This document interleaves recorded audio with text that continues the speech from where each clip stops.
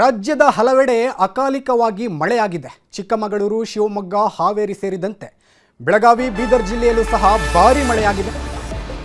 ರಾಜ್ಯದ ಹಲವೆಡೆ ಅಕಾಲಿಕ ಮಳೆಯ ಅಬ್ಬರ ಮುಂದುವರೆದಿರೋದು. ಚಿಕ್ಕಮಗಳೂರು, ಶಿವಮೊಗ್ಗ, ಹಾವೇರಿ, ಬೆಳಗಾವಿ, ಬೀದರ್ ಜಿಲ್ಲೆಯಲ್ಲಿ ಭಾರೀ ಮಳೆಯಾಗಿದೆ.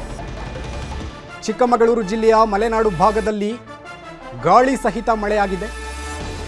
ಇನ್ನು ಗಾಳಿ ಮಳೆ ಹಿನ್ನೆಲೆ ಚಿಕ್ಕಮಗಳೂರು, ಆಲ್ದೂರು, ಬಾಳೆಹೊನ್ನೂರು ರಸ್ತೆಯಲ್ಲಿ ಟ್ರಾಫಿಕ್ ಜಾಮ್ ಉಂಟಾಗಿತ್ತು.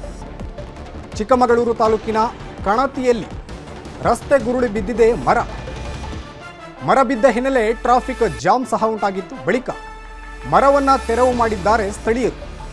ಆಲ್ದೂರು ಪೊಲೀಸ್ ಠಾಣಾ ವ್ಯಾಪ್ತಿಯಲ್ಲಿ ಈ ಒಂದು ಘಟನೆ ನಡೆದಿರೋದು.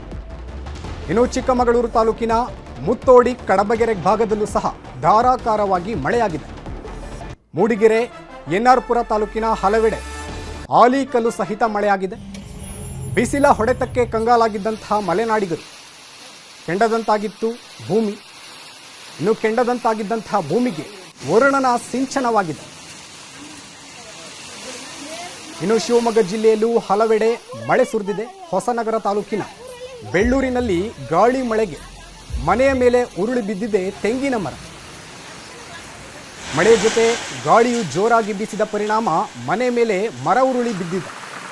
ಸದ್ಯ ಅದೃಷ್ಟವಶಾತ್ ಮನೆಯಲ್ಲಿದ್ದ 5 ಸದಸ್ಯರು ಪ್ರಾಣಾಪಾಯದಿಂದ ಪಾರಾಗಿದ್ದಾರೆ. ನಂತರ ಬಿದ್ದಂಥ ಮಳೆಯಿಂದಾಗಿ ಮನೆಯಲ್ಲಿ ನೀರು ತುಂಬಿಕೊಂಡಿದೆ.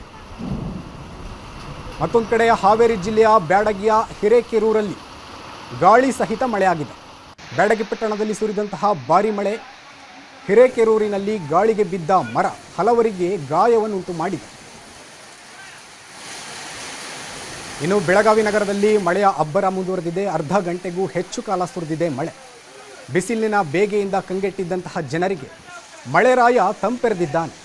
ಸದಾಶಿವನಗರ, ನೆಹರು ನಗರ, ಶಾಹುನಗರದಲ್ಲಿ ಮಳೆಯ ಅಬ್ಬರ. ಏಕಾಏಕಿ ಮಳೆಯಿಂದ ವಾಹನ ಸವಾರರು ಪರದಾಡುವಂತಾಗಿತ್ತು. ಇನ್ನು ಬೀದರ್ನಲ್ಲಿ ಗುಡುಗು ಸಹಿತ ಅಕಾಲಿಕ ಮಳೆಯಾಗಿದೆ. ಬಿಸಿಲಿನ ಧಗೆಗೆ ಕಂಗೆಟ್ಟಿದ್ದ ಬೀದರ್ ಜನತೆಗೆ ಮಳೆರಾಯ ತಂಪೆರೆದಿದ್ದಾನೆ. ಜಿಲ್ಲೆಯಾದ್ಯಂತ ಗುಡುಗು ಸಹಿತ ಧಾರಾಕಾರವಾಗಿ ಮಳೆ ಸುರಿದಿದೆ. 2 ಗಂಟೆಗೂ ಹೆಚ್ಚು ಕಾಲ ನಿರಂತರವಾಗಿ ಸುರಿದಿದೆ ಮಳೆ. ಇನ್ನೂ ನಿರಂತರವಾಗಿ ಸುರಿಯುತ್ತಿರುವ ಧಾರಾಕಾರ ಮಳೆಗೆ ರಸ್ತೆಗಳು ಜಲಾವೃತವಾಗಿವೆ. ತಗ್ಗು ಪ್ರದೇಶಕ್ಕೆ ಮಳೆ ನೀರು ನುಗ್ಗಿದ್ರಿಂದ ಕೆರೆಯಂತಾಗಿದ್ದು ರಸ್ತೆಗಳು. ಭಾರೀ ಮಳೆಯಿಂದ ಸಂಚರಿಸಲು ವಾಹನ ಸವಾರರು ಪರದಾಡುವಂತಾಯಿತು.